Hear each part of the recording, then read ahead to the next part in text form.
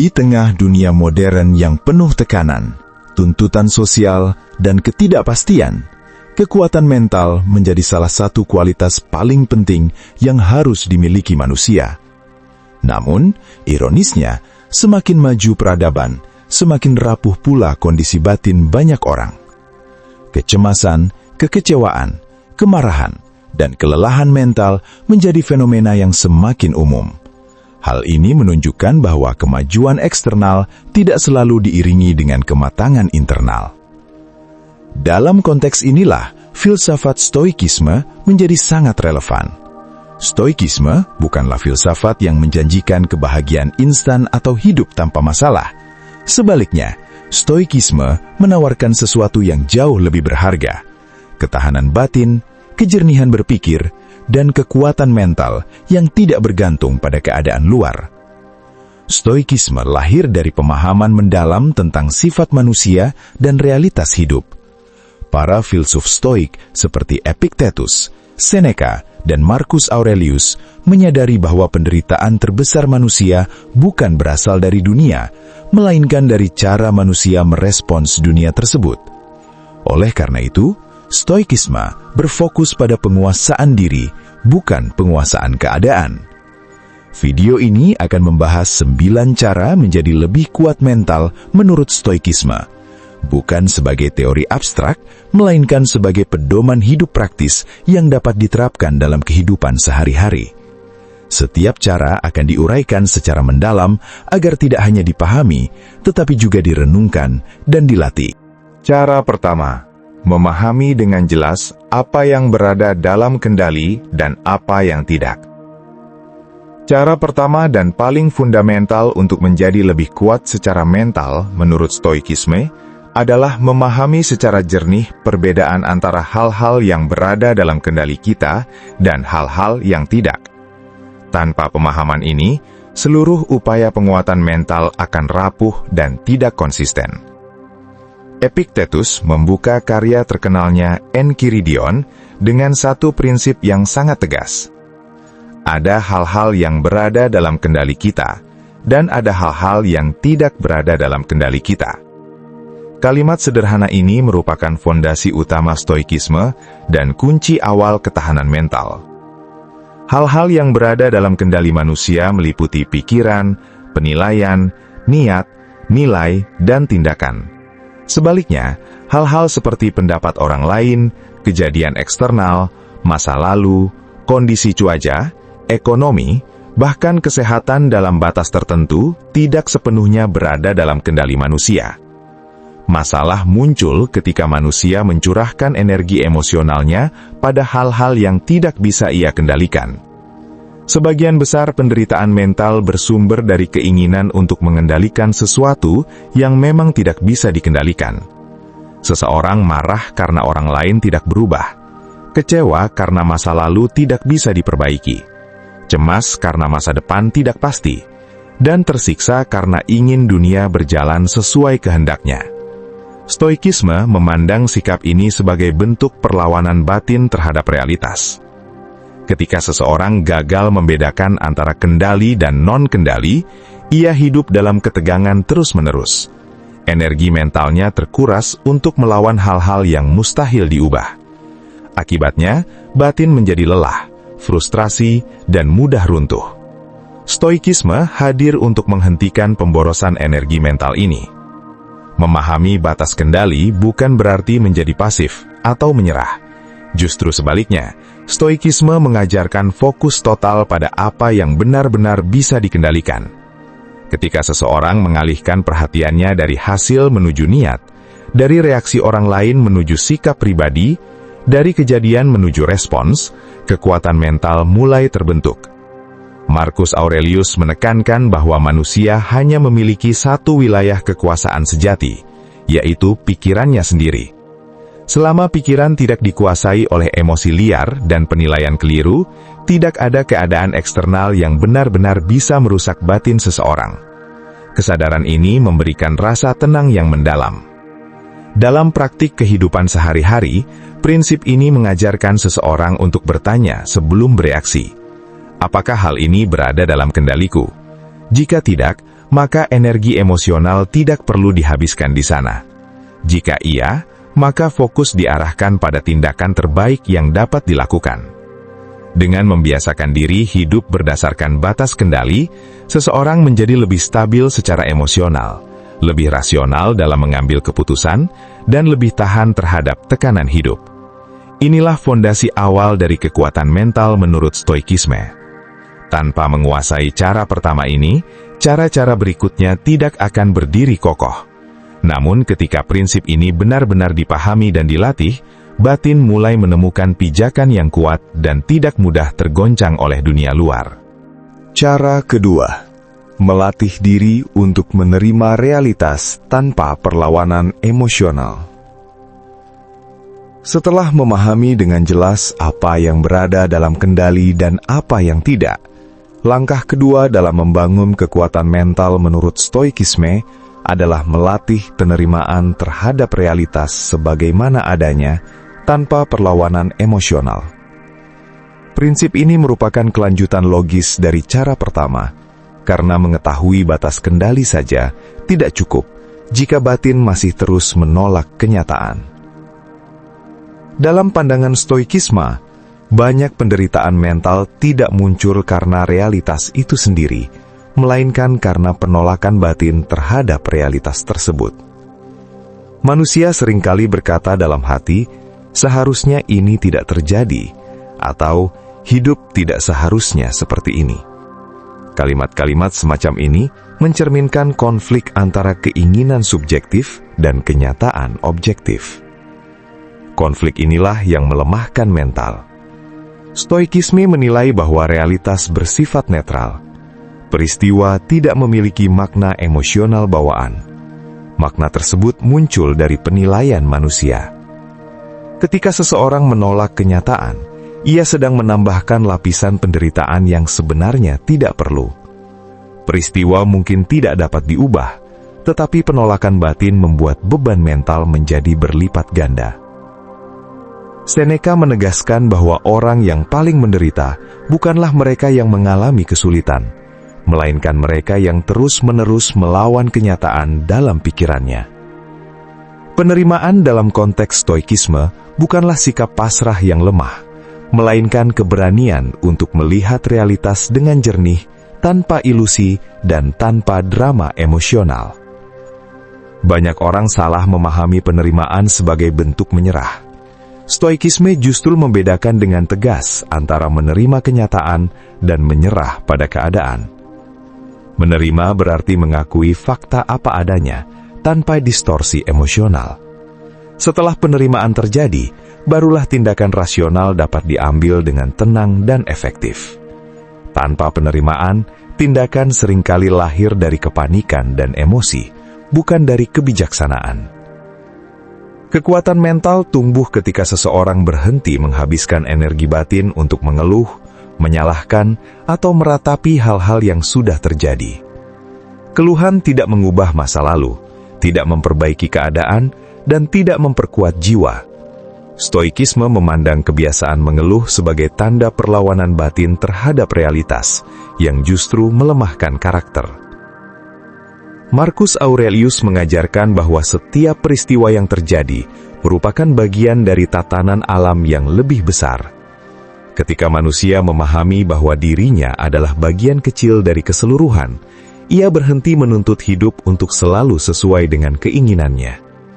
Kesadaran ini menciptakan kerendahan hati dan ketenangan batin.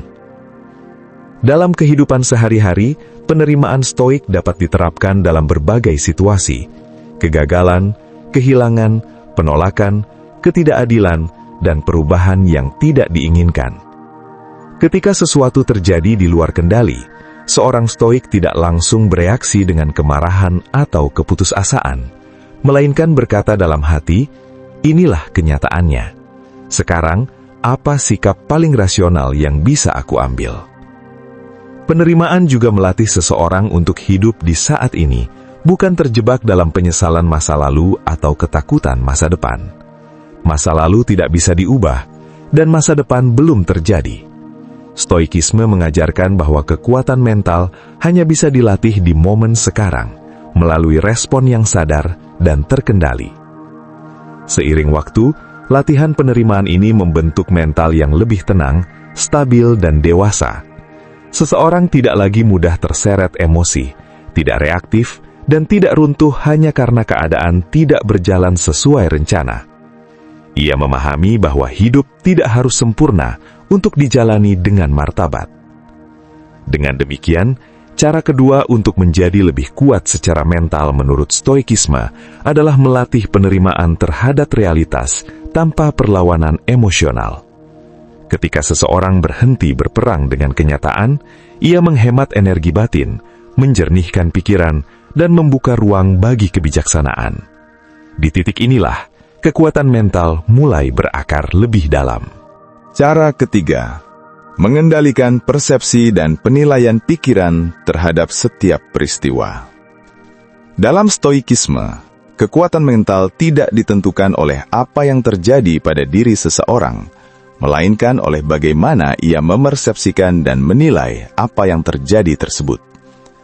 Oleh karena itu, cara ketiga untuk menjadi lebih kuat secara mental adalah melatih kemampuan mengendalikan persepsi dan penilaian pikiran terhadap setiap peristiwa yang dialami.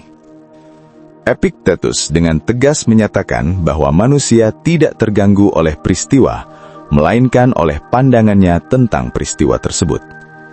Kalimat ini menjadi salah satu fondasi terpenting dalam Stoikisme.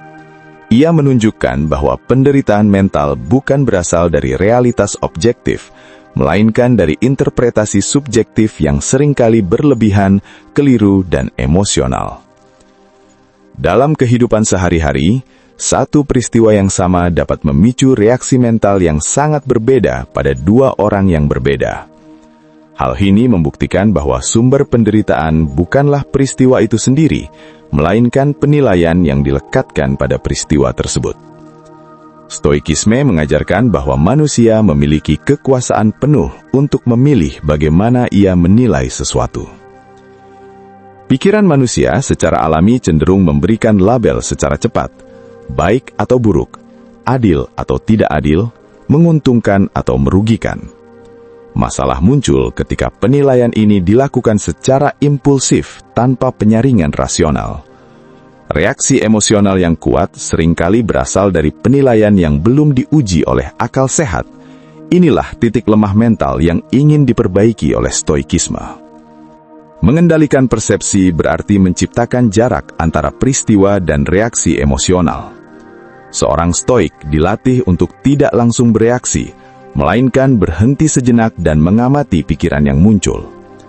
Ia bertanya pada dirinya sendiri, apakah penilaian ini rasional atau hanya dorongan emosional sesaat? Dengan latihan ini, pikiran tidak lagi menjadi sumber penderitaan, melainkan alat kebijaksanaan. Marcus Aurelius menekankan bahwa pikiran memiliki kekuatan untuk mengubah makna peristiwa. Ketika pikiran memilih untuk tidak memberi label negatif secara berlebihan, emosi pun menjadi lebih terkendali. Peristiwa yang sebelumnya terasa menghancurkan, perlahan berubah menjadi tantangan yang bisa dihadapi dengan tenang. Stoikisme juga mengajarkan bahwa banyak hal yang dianggap buruk sebenarnya bersifat netral. Kehilangan, kegagalan, kritik, dan penolakan seringkali dinilai sebagai malapetaka, padahal semuanya merupakan bagian alami dalam kehidupan manusia. Ketika persepsi diubah, beban mental yang menyertai peristiwa tersebut ikut berkurang secara signifikan. Latihan utama dalam cara ketiga ini adalah menunda penilaian. Setiap kali peristiwa terjadi, seorang Stoik tidak langsung menyimpulkan maknanya. Ia membiarkan fakta berdiri apa adanya, tanpa ditambah asumsi, dramatisasi, atau generalisasi. Dengan demikian, pikiran tetap jernih dan emosi tidak mengambil alih kendali. Dalam praktik modern, pengendalian persepsi sangat penting di tengah arus informasi yang cepat dan seringkali provokatif. Media sosial, opini publik, dan tekanan sosial mudah memicu emosi negatif jika tidak disaring dengan penilaian rasional. Stoikisme memberikan perlindungan mental dengan mengajarkan sikap skeptis terhadap reaksi impulsif. Seiring waktu, latihan ini membentuk mental yang stabil dan dewasa. Seseorang tidak lagi mudah tersinggung, tidak cepat tersulut emosi, dan tidak runtuh hanya karena interpretasi negatif yang muncul di benaknya. Ia menyadari bahwa pikirannya sendiri adalah medan latihan utama kekuatan mental. Dengan demikian, cara ketiga untuk menjadi lebih kuat secara mental menurut Stoikisme adalah mengendalikan persepsi dan penilaian pikiran terhadap setiap peristiwa.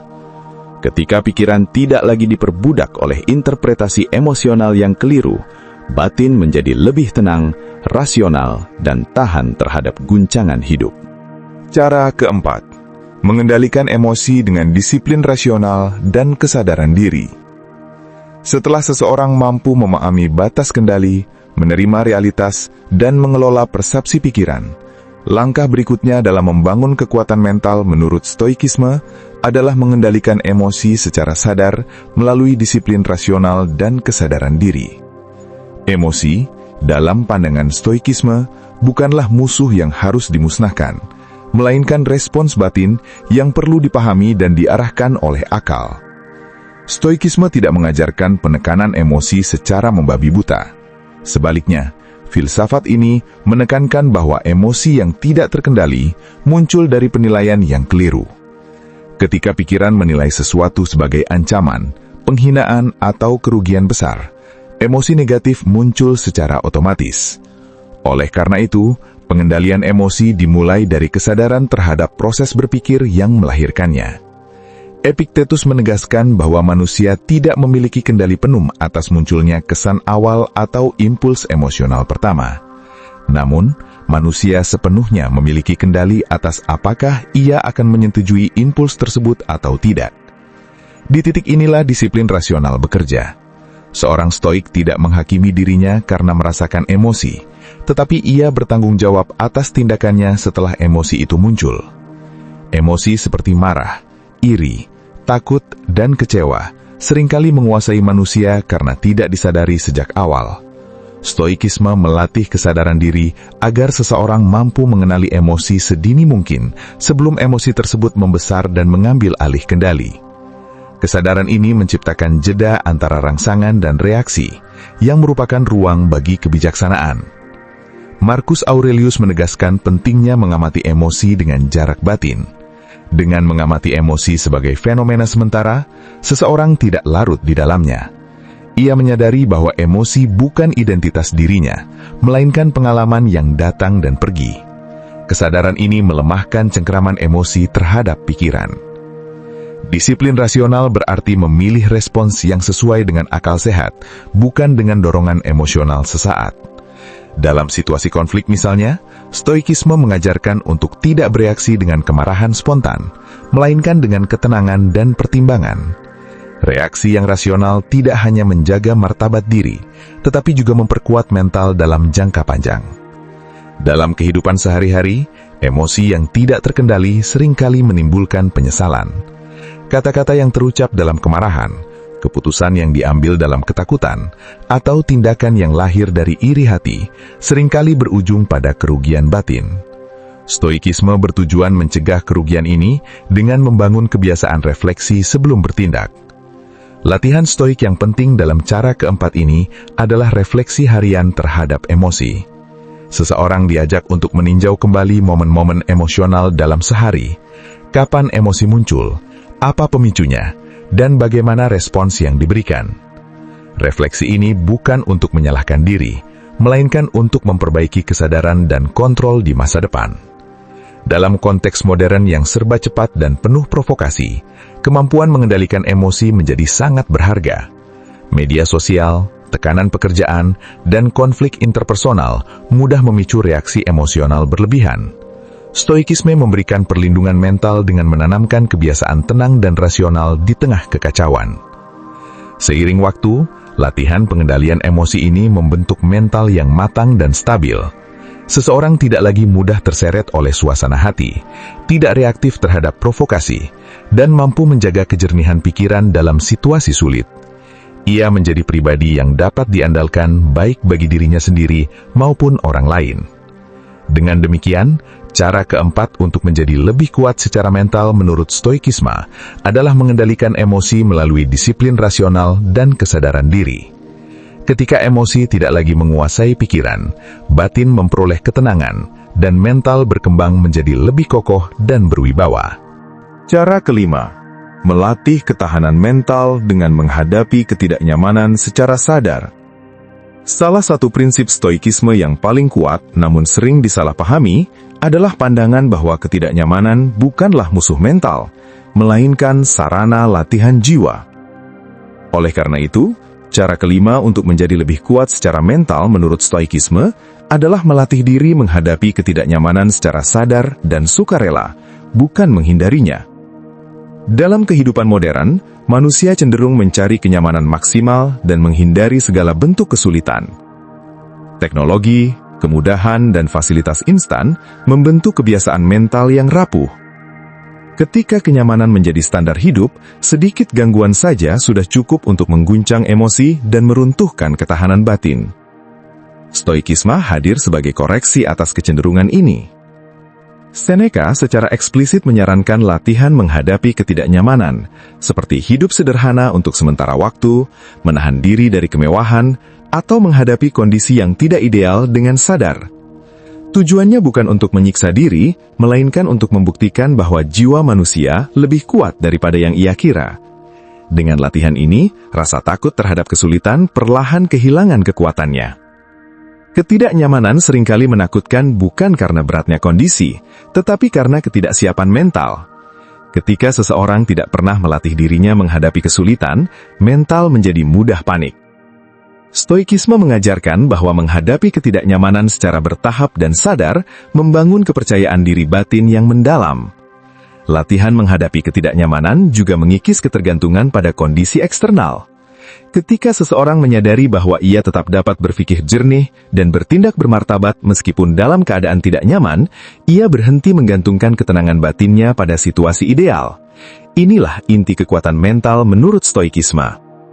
Marcus Aurelius menekankan bahwa manusia tidak boleh menjadi budak kenyamanan. Ia mengingatkan bahwa tubuh dan pikiran harus dilatih agar siap menghadapi perubahan, kekurangan, dan tekanan. Tanpa latihan ini, seseorang akan runtuh ketika kenyamanan hidup terganggu oleh keadaan yang tak terhindarkan. Dalam praktik sehari-hari, latihan stoik menghadapi ketidaknyamanan dapat berupa hal-hal sederhana: menahan diri dari keluhan, menerima kritik tanpa defensif, menjalani tugas sulit tanpa menghindar, atau tetap tenang dalam situasi yang melelahkan secara emosional. Setiap momen ketidaknyamanan adalah kesempatan latihan kekuatan mental. Menghadapi ketidaknyamanan juga melatih pengendalian emosi. Ketika seseorang memilih untuk tetap tenang dalam kondisi yang tidak ideal, ia melatih pikirannya untuk tidak bereaksi berlebihan. Seiring waktu, toleransi terhadap stres meningkat dan mental menjadi lebih stabil. Stoikisme memandang bahwa penderitaan terbesar bukan berasal dari ketidaknyamanan itu sendiri, melainkan dari ketakutan terhadapnya. Dengan menghadapi ketidaknyamanan secara sadar, ketakutan tersebut kehilangan dasar. Mental menjadi lebih berani, tangguh, dan tidak mudah goyah. Lebih jauh, latihan ini menumbuhkan rasa syukur dan perspektif yang sehat. Ketika seseorang pernah hidup dengan sederhana dan menghadapi keterbatasan, ia tidak lagi menganggap kenyamanan sebagai hak mutlak. Ia menghargai apa yang dimiliki tanpa menjadi bergantung secara emosional padanya. Dalam dunia yang penuh distraksi dan pelarian, keberanian untuk menghadapi ketidaknyamanan merupakan tanda kedewasaan mental. Stoikisme membentuk manusia yang tidak lari dari realitas, tidak mengeluh berlebihan, dan tidak menyerah pada kesulitan. Dengan demikian, cara kelima untuk menjadi lebih kuat secara mental menurut Stoikisme adalah melatih diri menghadapi ketidaknyamanan secara sadar. Dari ketidaknyamanan inilah lahir ketangguhan, dari kesulitan lahir kejernihan, dan dari latihan ini terbentuk mental yang tidak mudah runtuh oleh dunia. Cara keenam, membebaskan diri dari ketergantungan pada penilaian dan pengakuan orang lain. Salah satu sumber utama kerapuhan mental manusia adalah ketergantungan pada penilaian, persetujuan, dan pengakuan orang lain. Oleh karena itu, cara keenam untuk menjadi lebih kuat secara mental menurut Stoikisme adalah membebaskan diri dari kebutuhan untuk selalu diterima, dipuji, atau divalidasi oleh lingkungan sekitar. Stoikisme dengan tegas menyatakan bahwa pendapat orang lain berada di luar kendali kita. Seseorang dapat bertindak sebijaksana mungkin, namun tetap saja disalahpahami, dikritik, atau diremehkan. Ketika ketenangan batin bergantung pada opini eksternal, mental menjadi rapuh dan mudah terguncang oleh komentar, gosip, atau penilaian yang tidak adil. Epictetus mengingatkan bahwa jika seseorang menyerahkan kebahagiaannya kepada penilaian orang lain, maka ia telah menyerahkan kendali atas hidupnya sendiri. Stoikisme mengajarkan bahwa martabat manusia tidak ditentukan oleh tepuk tangan publik, melainkan oleh kualitas karakternya. Ketika seseorang menyadari hal ini, ia mulai membangun kekuatan mental yang bersumber dari dalam. Ketergantungan pada pengakuan eksternal seringkali membuat seseorang hidup tidak otentik. Ia menyesuaikan sikap, kata-kata, dan keputusan demi menyenangkan orang lain, bahkan jika hal tersebut bertentangan dengan nilai dan akal sehatnya. Dalam jangka panjang, konflik batin semacam ini melemahkan mental dan mengikis rasa hormat terhadap diri sendiri. Marcus Aurelius secara konsisten menasihati dirinya untuk tidak terpengaruh oleh pujian maupun celaan. Ia memahami bahwa pujian seringkali bersifat sementara dan dangkal, sementara celaan tidak selalu mencerminkan kebenaran. Dengan menjaga jarak emosional dari keduanya, batin tetap stabil dan tidak terombang-ambing oleh komentar, gosip, atau penilaian yang tidak adil. Latihan penting dalam cara keenam ini adalah mengalihkan standar penilaian dari luar ke dalam. Alih-alih bertanya, "Apa kata orang?" seorang stoik bertanya, "Apakah tindakanku selaras dengan kebajikan dan akal sehat?" Dengan standar ini, seseorang tidak lagi goyah oleh fluktuasi opini publik. Dalam kehidupan modern, ketergantungan pada pengakuan semakin diperparah oleh media sosial. Jumlah likes, komentar, dan validasi digital sering dijadikan tolok ukur harga diri. Stoikisme menawarkan jalan keluar dari jebakan ini, dengan mengingatkan bahwa nilai manusia tidak bisa direduksi menjadi reaksi orang lain. Ketika seseorang berhasil melepaskan diri dari ketergantungan ini, ia memperoleh kebebasan batin yang besar. Ia berani berkata jujur, mengambil keputusan sulit, dan berdiri teguh pada prinsip, tanpa takut tidak disukai. Mental menjadi lebih kuat, karena tidak lagi dikendalikan oleh ketakutan akan penolakan. Lebih jauh, kebebasan dari penilaian orang lain memungkinkan seseorang untuk hidup dengan ketenangan yang konsisten. Ia tidak larut dalam euforia pujian, dan tidak hancur oleh kritik. Emosi menjadi lebih seimbang, dan fokus hidup kembali pada hal-hal yang esensial. Dengan demikian, cara keenam untuk menjadi lebih kuat secara mental menurut Stoikisme adalah membebaskan diri dari ketergantungan pada penilaian dan pengakuan orang lain. Ketika nilai diri bersumber dari karakter, bukan dari opini eksternal, mental memperoleh kekuatan yang tidak mudah digoyahkan oleh dunia. Cara ketujuh, menyadari kefanaan hidup agar pikiran tidak terjebak dalam drama dunia. Salah satu latihan batin paling kuat dalam Stoikisme adalah kesadaran akan kefanaan hidup. Oleh karena itu, cara ketujuh untuk menjadi lebih kuat secara mental menurut Stoikisme adalah menyadari secara mendalam bahwa segala sesuatu bersifat sementara, termasuk diri kita sendiri.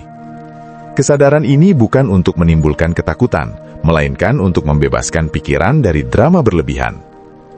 Stoikisme memandang bahwa banyak penderitaan mental muncul karena manusia memperlakukan hal-hal sementara seolah-olah bersifat mutlak dan abadi. Jabatan, harta, reputasi, konflik, dan bahkan penderitaan sering dianggap sebagai pusat hidup, padahal semuanya bersifat fana. Ketika manusia lupa akan sifat sementara ini, ia mudah terjebak dalam kepanikan dan kelekatan emosional.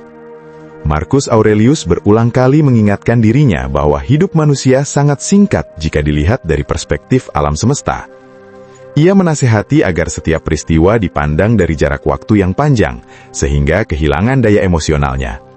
Kesadaran ini membuat banyak masalah yang tampak besar menjadi terlihat kecil dan sementara. Kesadaran akan kefanaan bukanlah sikap pesimistis, melainkan latihan perspektif. Ketika seseorang menyadari bahwa kemarahan, hinaan, kegagalan, dan penderitaan tidak akan bertahan selamanya, ia berhenti menginvestasikan energi emosional secara berlebihan. Mental menjadi lebih ringan karena tidak lagi membesar-besarkan peristiwa yang pada akhirnya akan berlalu. Stoikisme mengajarkan latihan memento mori, yaitu mengingat kematian sebagai bagian alami dari kehidupan. Latihan ini bertujuan untuk menajamkan kesadaran hidup, bukan untuk menciptakan kecemasan. Dengan menyadari bahwa waktu terbatas, seseorang terdorong untuk hidup lebih bermakna dan tidak menyia-nyiakan energi batin untuk hal-hal sepele.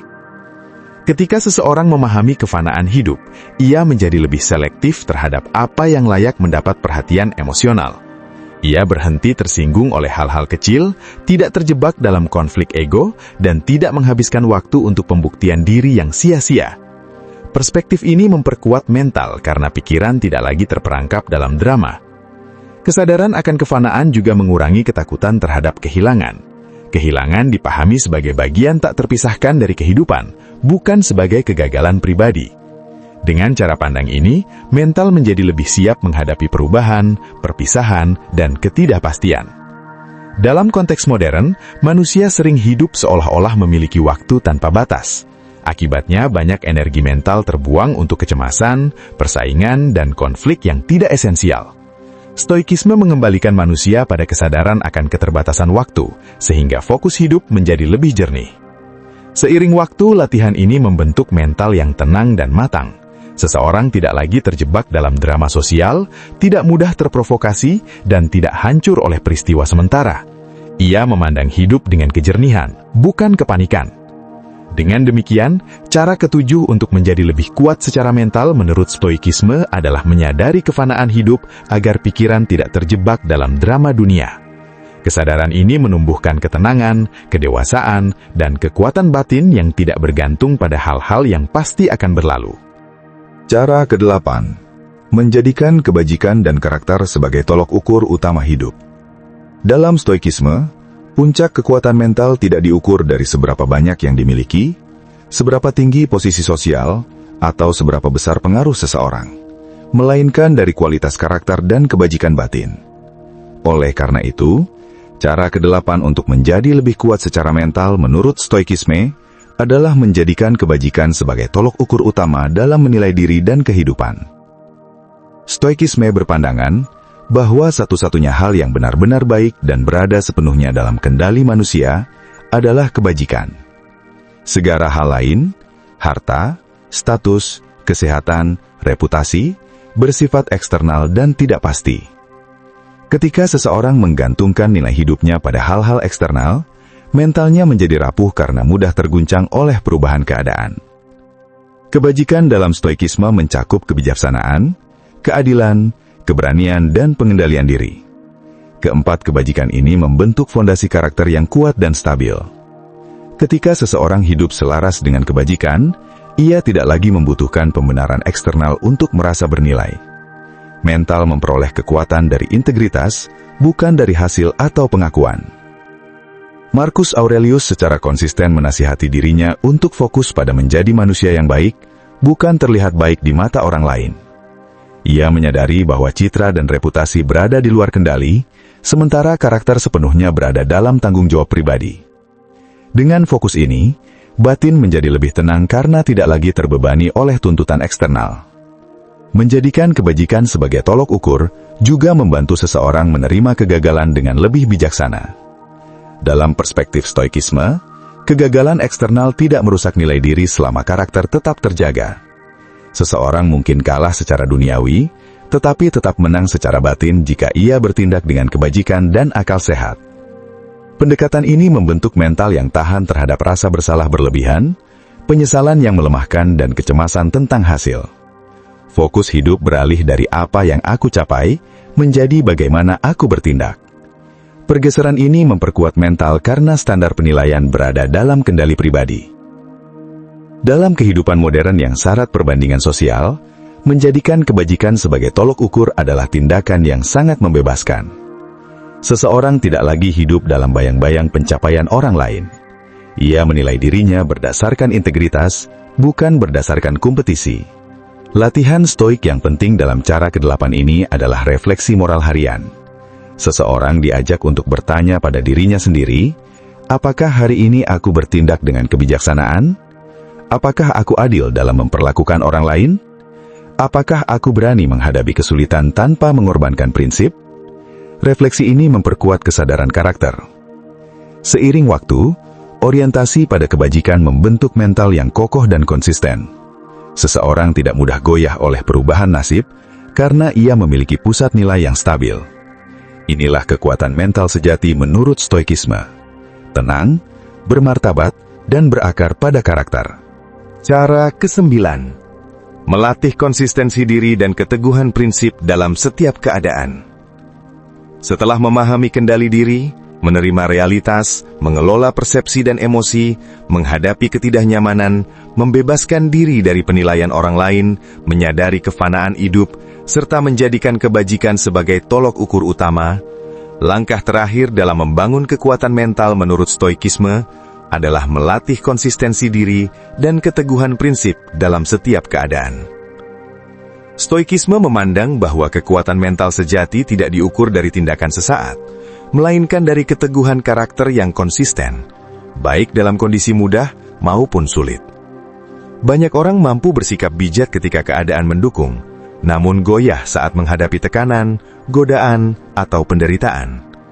Stoikisme justru menguji kekuatan mental di saat-saat paling menantang.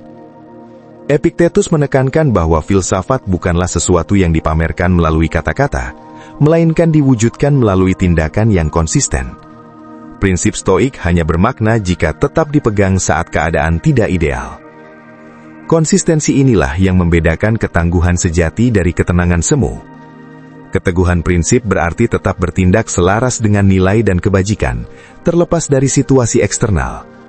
Seorang stoik tidak mengubah standar moralnya demi keuntungan sesaat, kenyamanan, atau tekanan sosial. Ketika prinsip bersifat fleksibel, mental menjadi rapuh, karena selalu berkompromi dengan keadaan. Marcus Aurelius menasihati dirinya untuk menjadi manusia yang sama dalam kesendirian maupun di hadapan publik, dalam pujian maupun celaan, dalam keberhasilan maupun kegagalan. Konsistensi ini menciptakan stabilitas batin yang mendalam, karena tidak ada konflik antara nilai internal dan tindakan eksternal. Melatih konsistensi diri juga berarti menerima bahwa proses pembentukan mental bersifat jangka panjang. Stoikisme tidak menjanjikan perubahan instan, melainkan perkembangan bertahap melalui latihan berulang. Kesalahan dipandang sebagai bagian dari proses belajar, bukan sebagai alasan untuk menyerah. Dalam praktik sehari-hari, konsistensi diuji melalui hal-hal kecil. Cara berbicara saat lelah, sikap saat diperlakukan tidak adil, pilihan saat menghadapi godaan, dan respon ketika rencana gagal. Setiap momen ini merupakan latihan keteguhan mental.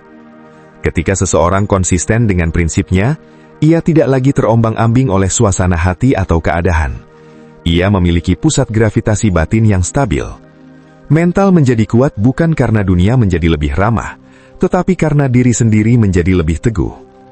Konsistensi juga menumbuhkan rasa hormat terhadap diri sendiri. Seseorang yang hidup selaras dengan nilai yang diyakini tidak lagi membutuhkan pembenaran eksternal. Harga diri muncul dari integritas, bukan dari hasil atau pengakuan. Dalam dunia yang serba berubah dan penuh tekanan, keteguhan prinsip adalah jangkar mental yang sangat berharga.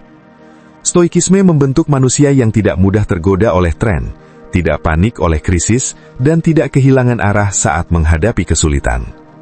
Dengan demikian, cara ke-9 untuk menjadi lebih kuat secara mental menurut stoikisme adalah melatih konsistensi diri dan keteguhan prinsip dalam setiap keadaan. Inilah puncak kekuatan mental stoik, hidup selaras dengan akal, kebajikan, dan karakter tanpa bergantung pada kondisi eksternal. Kekuatan mental sejati lahir dari kendali diri, kejernihan akal, dan keteguhan karakter. Stoikisme pada hakikatnya bukanlah sekedar filsafat untuk dipahami, melainkan cara hidup untuk dijalani. Seluruh 9 cara yang telah diuraikan bukanlah prinsip yang berdiri sendiri, melainkan satu kesatuan yang saling menguatkan dalam membentuk mental yang kokoh, tenang, dan tidak mudah dipermainkan oleh keadaan. Stoikisme mengajarkan bahwa dunia luar bersifat tidak pasti, berubah, dan seringkali berada di luar kendali manusia. Oleh karena itu, menggantungkan ketenangan batin pada kondisi eksternal adalah kesalahan mendasar yang menyebabkan kerapuhan mental. Kekayaan, status, pujian, penolakan, kenyamanan, maupun penderitaan bukanlah penentu utama kualitas hidup batin. Yang menentukan adalah bagaimana manusia merespons semua itu. Inti stoikisme terletak pada pengalihan pusat kendali dari luar ke dalam. Ketika seseorang memahami apa yang berada dalam kendalinya, pikiran, penilaian, sikap, dan tindakan, ia berhenti menyalahkan dunia atas kegelisahan yang dialaminya. Ia menyadari bahwa kekuatan mental bukanlah hasil dari dunia yang ramah, melainkan dari batin yang terlatih. Stoikisme juga menegaskan bahwa penderitaan mental seringkali diperparah oleh penolakan terhadap realitas. Dengan menerima kenyataan sebagaimana adanya, tanpa perlawanan emosional yang berlebihan, seseorang membebaskan dirinya dari konflik batin yang tidak perlu. Penerimaan ini bukan kelemahan, melainkan fondasi dari tindakan rasional dan bijaksana. Lebih jauh, stoikisme menempatkan pikiran sebagai medan utama latihan. Persepsi dan penilaian yang keliru adalah sumber utama emosi negatif. Ketika pikiran dilatih untuk jernih, rasional dan tidak impulsif, emosi pun menjadi lebih terkendali. Dari sinilah lahir ketenangan yang stabil, bukan ketenangan palsu yang bergantung pada situasi ideal. Stoikisme juga membentuk ketangguhan melalui keberanian menghadapi ketidaknyamanan. Kesulitan bukan dihindari, melainkan dimaknai sebagai sarana latihan jiwa. Dengan menghadapi ketidaknyamanan secara sadar, manusia membuktikan kepada dirinya sendiri bahwa ia lebih kuat daripada rasa takutnya. Dari sini, tumbuh kepercayaan diri batin yang sejati. Salah satu pembebasan terbesar dalam stoikisme adalah pelepasan dari ketergantungan pada penilaian orang lain. Ketika nilai diri tidak lagi ditentukan oleh opini eksternal, mental memperoleh kebebasan yang luar biasa. Manusia menjadi berani hidup selaras dengan prinsip, bukan dengan ekspektasi sosial yang berubah-ubah. Kesadaran akan kefanaan hidup memberikan perspektif yang menenangkan. Banyak hal yang tampak besar dan menyakitkan, kehilangan daya cengkeramnya ketika dipandang dari sudut pandang waktu dan keterbatasan manusia. Kesadaran ini membuat hidup lebih jernih, sederhana, dan bermakna. Pada akhirnya, stoikisme menempatkan kebajikan dan karakter sebagai puncak nilai hidup. Kekuatan mental sejati tidak diukur dari hasil, melainkan dari integritas dalam bertindak. Ketika kebajikan menjadi tolok ukur, hidup tidak lagi menjadi ajang pembuktian ego, melainkan latihan kebijaksanaan. Seluruh ajaran ini berpuncak pada konsistensi dan keteguhan prinsip. Stoikisme menuntut keselarasan antara nilai dan tindakan, bukan hanya dalam kondisi mudah, tetapi terutama dalam keadaan sulit. Disinilah kekuatan mental sejati diuji dan dibentuk. Dengan demikian, kesimpulan besar stoikisme adalah bahwa kekuatan mental bukanlah hadiah dari dunia, melainkan hasil dari latihan batin yang berkelanjutan. Ia lahir dari kendali diri, kejernihan akal, penerimaan realitas, dan keteguhan karakter. Seseorang yang hidup selaras dengan prinsip stoik tidak kebal terhadap penderitaan, tetapi ia tidak dihancurkan olehnya. Inilah manusia stoik, tenang di tengah badai, teguh dalam ketidakpastian, dan merdeka secara batin, apapun yang terjadi di dunia luar.